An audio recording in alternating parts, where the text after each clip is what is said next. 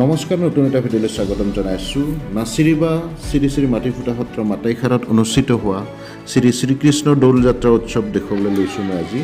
প্ৰথমতে সেইদিনা দিনটোৰ উৎসৱটোৰ মানে আৰম্ভণি হ'ল মোৰ ঘৰতে, মানে এনেদৰে হোলী উৎসৱ, গতিকে হোলী ৰঙেৰে আৰম্ভ হ'ল এনেদৰে।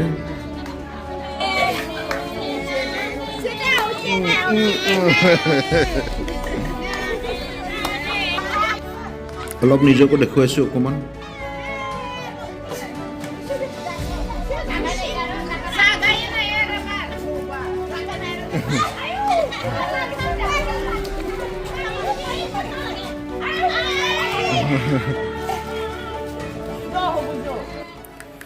গাৰ্লিকৰ পৰা যেতিয়া মাটিখাৰলৈ আহি থাকোঁ তেতিয়া এনেদৰে এটা চক এটা পাওঁ, য'ত ৰাইট ছাইডে গৈছে, এইটো বহুত ধুনীয়া ৰাস্তা। ৰাইট ছাইডে গৈছে পূৰা একদম বাখলা পৰা এনেদৰে ওলাব পাৰি। আৰু লেফ্ট ছাইডে যদি যাওঁ, লেফ্ট ছাইডে গৈ থাকিলে সেই দূৰত যিটো লেফ্ট ছাইডে যোৱা ৰাস্তা দেখুৱাইছোঁ, লেফ্ট ছাইডে যোৱা ৰাস্তাটোৰে গ'লে অমচুৰ এইবিলাক পাব পাৰি।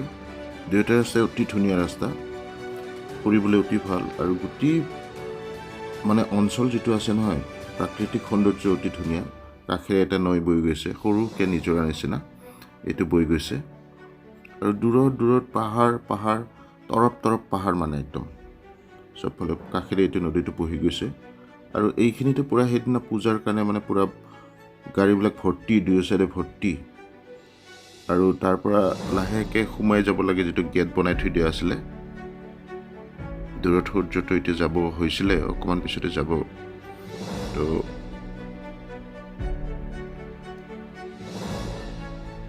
লেফ্ট ছাইডে সোমাই যাব লাগে। মই এইটো ছাইডৰ পৰা আহিলে লেফ্ট ছাইডে সোমাই যাব লাগিব। লেফ্ট ছাইডে যেতিয়া সোমাই যাম, তেতিয়া ভিতৰৰ ফালৰ পৰা বহুত একদম পূজাৰ কাৰণে মানুহৰ একদম বহুত উখল মাখল পৰিৱেশ। ঠিক আছে, এতিয়া লেফ্ট ছাইডে সোমাই গৈছোঁ প্ৰথমতে, খোজকাঢ়ি। ইয়াতে লিখা আছিল মাটিফুটা সত্ৰ দৌল উৎসৱলৈ অহা সমূহ ধৰ্মপাল ৰাজ্যলৈ আদৰিছোঁ বুলি লিখি থোৱা আছিলে ইয়াতে।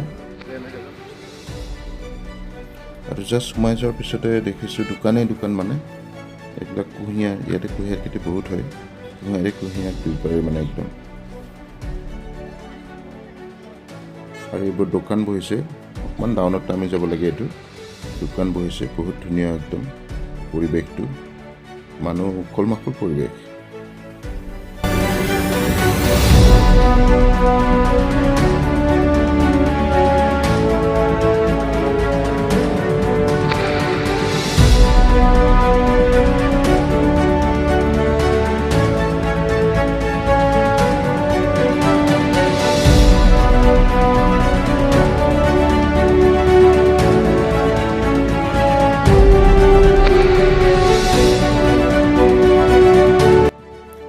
গেটটোৰ পৰা সোমাই আহিব লাগে দৌল উৎসৱলৈ আহোঁতে, মন্দিৰলৈ আহোঁতে। এইফালৰ পৰা সোমাই আহি, মন্দিৰ বুলি নকয়, সত্ৰ বুলি কোৱা যায় একচুৱেলি ইয়াতে, মাটিফুটা সত্ৰ। ইয়ালৈকে আহি ইয়াতে লিখা আছে, এইটো মেইন গেট হয়, শ্ৰী শ্ৰী মাটিফুটা সত্ৰ মাটাইখাৰত অৱস্থিত।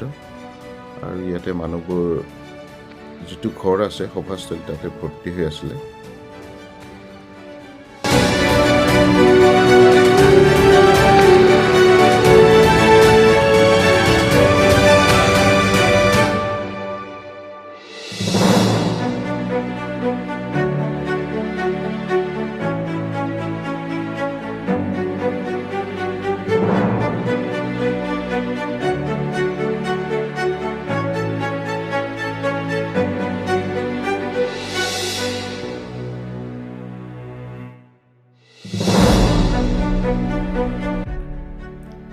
গেটৰ পৰা সোমাই যোৱাৰ পিছতে এইটো দেখা যায় য'ত ভগৱানক মানে যিটো মেইন কৃষ্ণৰ মন্দিৰ তেখেতক ইয়াতে মানে উপস্থাপন কৰা হয়।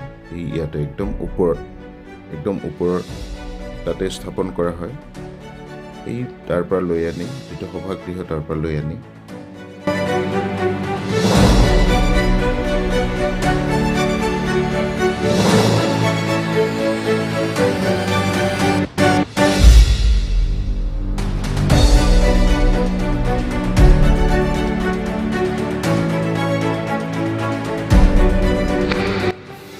এইখিনিতে গোটেই অঞ্চলটোৰ এটা যিখিনি ঠাইত অৱস্থিত সেইখিনি ঠাইৰ পৰা এটা প্ৰাকৃতিক পৰিৱেশৰ এটা দৃশ্য দেখুৱাই দিছোঁ।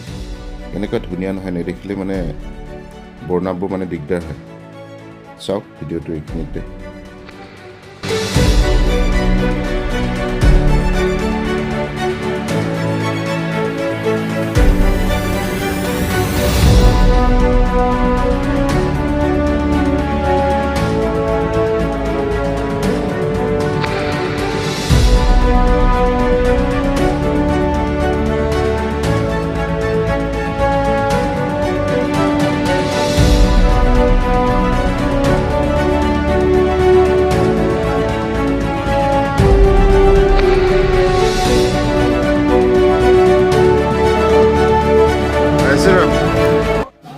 ভিতৰত সোমাই যোৱাৰ লগে লগে অনুভৱ হয় ভিতৰত মানে ধুলীয়া খুলীয়া নাম পাৰ্টি চলি আছে, মানে পূৰা পূজা এটা বেলেগ এটা অনুভূতি আহি যায় ভিতৰলৈকে। আমি যোৱাৰ লগে লগে আমাক তাতে চাহ খাবলৈ গ'ল, মই এইখিনি ভিডিঅ'ত বাৰু দেখুওৱা নাই।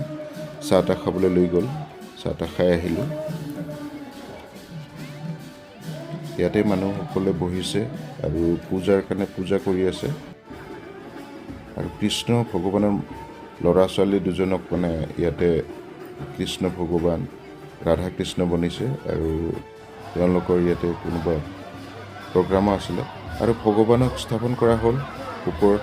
আৰু এটা নিয়ম আছে কি যেতিয়া ভগৱানক স্থাপন কৰি উঠি তাৰ পৰা মানে খোৱা বস্তু বা কিবাকিবি বহুত বেলেগ কিবাকিবি আছে আৰু সেইবিলাক দলিয়াই দিয়ে তললৈকে। এইবোৰ তললৈকে দলিয়াই দিয়াৰ পিছত সেইবোৰ মানে আমাৰ বিশ্বাস কি মানে সেইবোৰ খাব লাগে, ধৰিব লাগে আৰু খাব লাগে।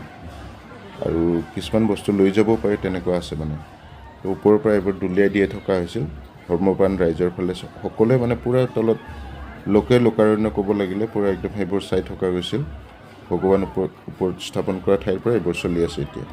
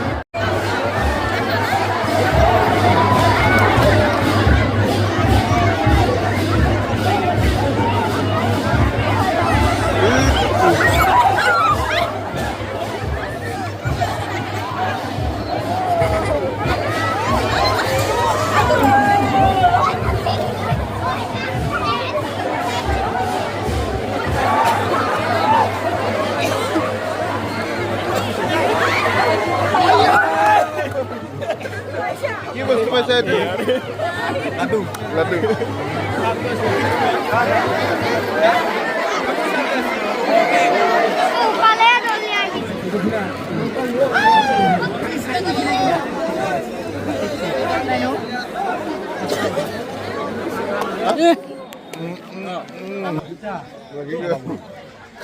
কি কৰিব লাগিব? এইটো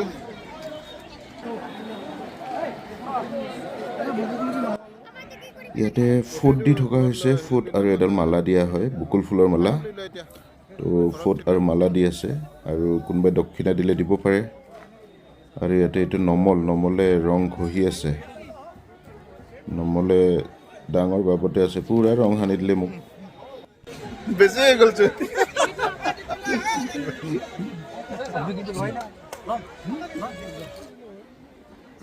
এইজন হ'ল একচুৱেলি মোৰ খুৰা হয়, তেখেত সত্ৰাধিকাৰ হয় শ্ৰী গজেন চন্দ্ৰ ৰাভা। তেখেতে মানে মোৰ খুৰা হয় আৰু তেখেতৰ চৰণ চুৰিত বহুতে সেৱা লৈ আছিল। আৰু তাৰপিছতে আমাক ইয়ালৈকে লৈ আহিছিল, য'ত শাৰী পাতি বহুত অঞ্চলৰ ৰাইজ শাৰী পাতি ইয়াতে বহিব লগা হৈছিল, বহিব দিয়া হৈছিল। ইয়াতে মানে সকলোকে ইয়াতে বহিছিল, চাহ তাহ খোৱা এনেকুৱা ধৰণৰ কথা আছিল। দেখুৱাই আছোঁ।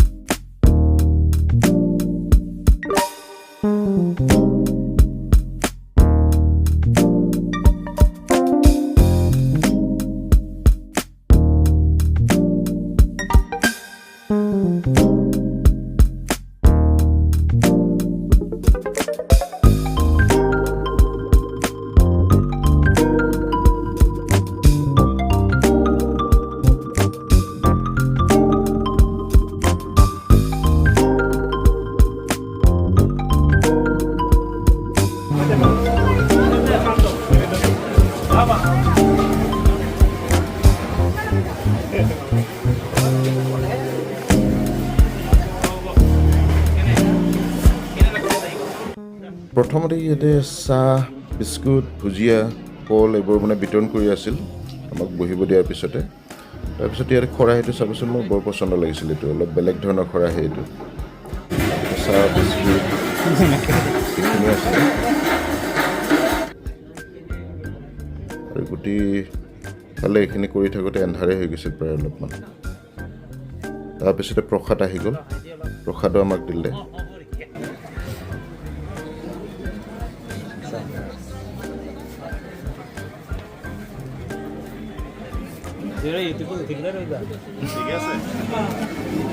কলপাত নহয়, এইটো কুটিপাত। এইটো কুটিপাতত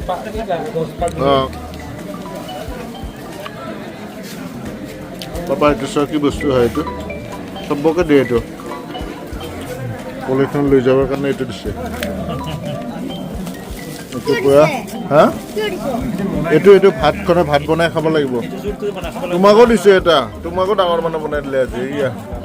এইয়া তুমি আজি ইয়াত খাব লাগিব। কেনেকুৱা লাগছে? এইটো লৈ কেনেকুৱা লাগছে?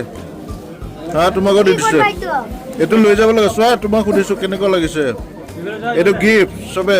চবে এটা এটা গিফ্ট পাইছে। ইয়াত আহিলে ভগৱানক পূজা কৰিব আহিলে চবে এটা এটা গিফ্ট পাই। দেখিছা ইয়াত কি কি আছে চোৱা। ইয়াতে বেঙেনা আছে, এইটো মিঠাতেল, মছলা, হালধি পাউডাৰ, চাউল, আলু, দালিও থাকিব, পিঁয়াজ আছে। এইটোতে বনাব লাগে, এইটোতে বনাই খাব লাগে। খৰিলে এইটোত বনাই খাব লাগে। এইখিনি আচলতে সিধা দিয়া বুলি কয়। সিধাখিনি বনাই খাব লাগে। তাৰপিছতে বিষয়ববীয়া যিসকল আছিল সত্ৰাধিকাৰ লগতে গোটেইসকলে থিয় হৈ মানে ৰাইজৰ ওচৰত এটা সেৱা জনাইছিল, যাতে কোনোৱে বেয়া নাপায়, কোনো কামত যাতে অসন্তুষ্টি লাভ নকৰে, তাৰ কাৰণে সেৱা জনাইছিল।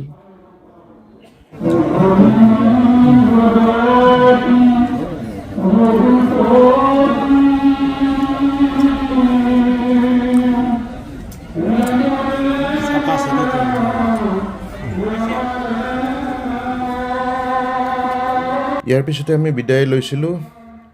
তাৰ পৰা বিদায় লৈ আমি ঘৰলৈ উভতিব হ'ল। পূজা, গতিকে জিলাপি খালোঁ আৰু জিলাপি ঘৰলৈ লৈ ল'লোঁ। ৰাতিলৈকে আৰু অন্যান্য প্ৰগ্ৰাম আছে, যাত্ৰা পাৰ্টি আছে আৰু বহুত নাম চাম আছে।